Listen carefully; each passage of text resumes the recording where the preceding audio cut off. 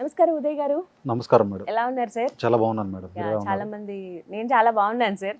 చాలా మంది younger generation కి ఇంటర్వ్యూస్ అటెండ్ అయ్యే వాళ్ళకి కావచ్చు, వాళ్ళందరికీ పర్ఫెక్ట్ గైడెన్స్ అందిస్తూ ముందుకు వెళ్తున్నారు. That's so great of you. ఆ విషయంలో ఇందులో భాగంగా చాలా డౌట్స్ సార్ అడగాలని అనుకున్నాను. అయితే ఎడ్యుకేషన్ కంప్లీట్ అయిపోతుంది, ఇంజనీరింగ్ ఆర్ డిగ్రీ ఏదో ఒకటి కంప్లీట్ చేస్తారు. వాళ్ళకి వచ్చే క్వశ్చన్ నెక్స్ట్ ఏంటి, ఇది ఒకటే నెక్స్ట్ ఏంటి అని పాట పాడినట్టుగానే ఉంటుంది. తట్టుకోలేరు ఆ క్వశ్చన్ అడిగినప్పుడు. ఇప్పుడే కదా ఎడ్యుకేషన్ కంప్లీట్ అయింది, సో ఇంత సతాయించేస్తున్నారు కాబట్టి ఏదో ఒక జాబ్ జాయిన్ అయిపోవాలి. ఈ ఆలోచనలో చాలా మంది బ్యాక్ డోర్స్ వైపు వెళ్తూ ఉంటారు.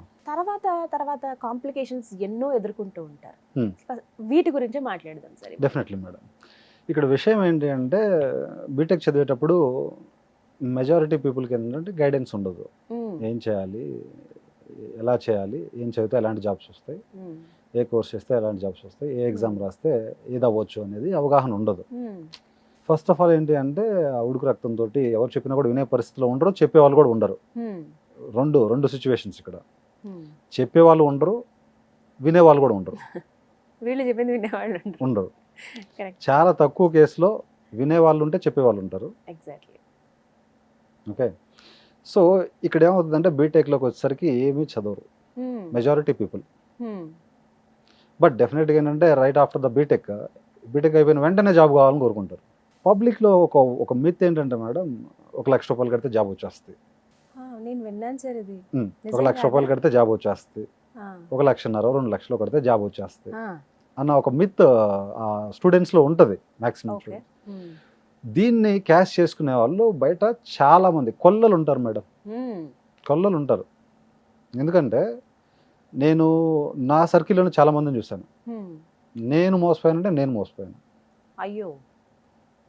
ఓకేనా, ఇక్కడ ఏం జరుగుతుంది అంటే, ఎక్కడో రేర్ కేసులో ఒక పర్సన్కి ఇంకొక పర్సన్ ఎలానో జాబ్ ఇప్పిస్తాడు.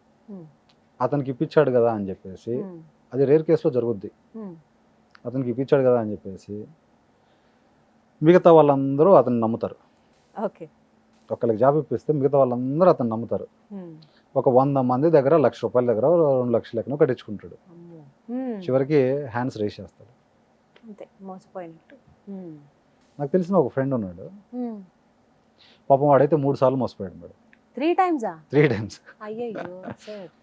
సో అది చాలా బాధాకరమైన విషయం. చాలా వాళ్ళు చేయాల్సిన పని ఏంటండి ఇప్పుడు? సరే, ఇంతమంది ప్రెషర్ పెడుతున్నారు, నెక్స్ట్ ఏంటి, ఇంకా జాబ్ చేయవా, ఏం చేస్తున్నావు ఇప్పుడు, ఈ క్వశ్చన్లు అన్ని తట్టుకోలేక చాలా మంది నిర్ణయం తీసుకుంటారు. అలాంటి వాళ్ళు ఫస్ట్ చేయాల్సింది ఏంటి ఎడ్యుకేషన్ అయిపోయిన తర్వాత? ఇక్కడ ఏమవుతుందంటే, ఈ స్టూడెంట్స్ ఉన్నారు కదా, మా కజినే ఎక్కడికి వెళ్తాడు, బ్యాక్ డోర్ జాబ్ ఇప్పిస్తా అంటాడు చూసారా, అతను మా కజినే ఎక్కడికి వెళ్తాడు, మా పక్కన ఊరే కదా, మా బాబాయ్ కొడుకే కదా. మోసం చేసేది వాళ్ళంతా మనోళ్ళే, మోసం చేసేదంతా మనోళ్ళే. పక్కన వాళ్ళు మనం నమ్మం కదా మేడం.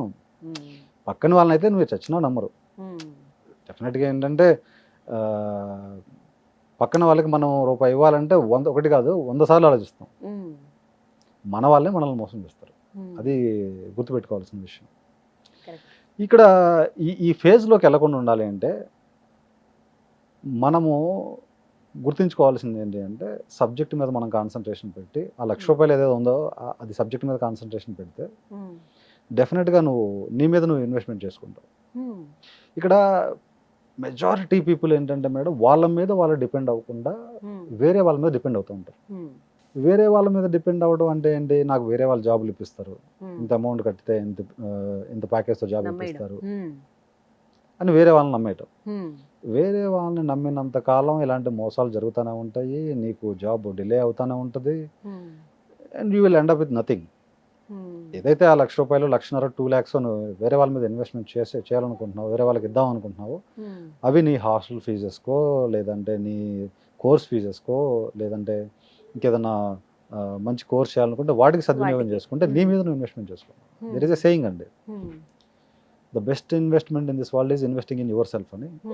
మన మీద మనం ఇన్వెస్ట్ చేసుకోవటమే బెస్ట్ ఇన్వెస్ట్మెంట్. మన మీద మనం ఇన్వెస్ట్మెంట్ చేసుకోవటం వల్ల మనం పెట్టే ఇన్వెస్ట్మెంట్కి బెస్ట్ ఇంట్రెస్ట్ కూడా వస్తుంది. ఓకేనా, సో బ్యాక్ డోర్స్ మీద వీటి మీద ఫోకస్ చేసే బదులు డెఫినెట్గా ఏంటి అంటే, మన మీద మనం ఫోకస్ చేసుకుంటే అది చాలా మంచి రిజల్ట్స్ ఇస్తాయి. అట్లానే ఇంకోటి ఏంటంటే, చేజింగ్ అండ్ అట్రాక్షన్ కాన్సెప్ట్ అని ఒకటి ఉంది మేడం. ఏం సార్ అంటే chasing and attracting. Attractive. Okay. Chasing అంటే ఏంటి అంటే మనం ఒకళ్ళ వెంట పడటం. అట్రాక్టింగ్ అంటే మనం వాళ్ళని అట్రాక్ట్ చేయడం. ఓకే. అది ఈ విషయంలో ఎలా వర్తిస్తుంది అంటారు? అదే ఇప్పుడు నాకు జాబ్ కావాలని ఒకళ్ళు వెంట పడతారు. వాళ్ళేమో అది ఇది కబుర్లు చెప్పేసి మాయ మాటలు చెప్తారు. అవును. దాటేస్తారు. అలానే వాళ్ళని వీళ్ళని నమ్మకుండా మళ్ళీ మనం ఫోకస్ చేసుకొని సబ్జెక్ట్ స్కిల్స్ పెంచుకుంటా ఉంటే జాబ్ అదే ఆటోమేటిక్గా దగ్గరకు వచ్చేస్తారు. ఇది అట్రాక్టింగ్. సో ఆ స్కిల్స్ మనం పెంచుకోవాలి. స్కిల్స్ పెంచుకోవడం is nothing but attracting. Okay. Yeah. 3-4 years gap వస్తుంది.